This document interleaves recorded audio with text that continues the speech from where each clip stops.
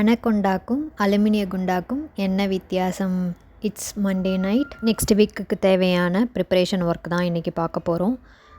யூஸ்வலாக மார்னிங்கில் தான் ஃப்ரெஷ்ஷாக வெஜிடபிள்ஸ்லாம் கடையில் வரும். இன்றைக்கி நைட்டே போயிட்டு எல்லாமே வாங்கிட்டு வந்துட்டேன். ஏன்னா நான் மார்னிங்கே மோஸ்ட்லி குக்கிங்லாம் முடிச்சிடுவேன். ரொம்ப நாள் ஆயிடுச்சு தயிர் சாதம்லாம் செய்து. ஏன்னா கோல்டு சீசன்னால் தயிர் சாதமே செய்கிறது இல்லை. அதனால் நாளைக்கு தயிர் சாதமும் உருளைக்கிழங்கு பொரியலும் செய்யலான்னு உருளைக்கிழங்கு வாங்குறதுக்கு கடைக்கு போயிருந்தேன். பார்த்தா உருளைக்கிழங்கு ஃப்ரெஷ்ஷாகவே இல்லை. அதனால் ஒரு வாழைக்காய் மட்டும் வாங்கிட்டு வந்துட்டேன். இன்றைக்கி கினுவா தோசைக்கு ஊற வைக்கல, கம்பு, பச்சைப்பயிறு, கருப்பரிசி சேர்த்து ஊற வச்சுருக்கேன்.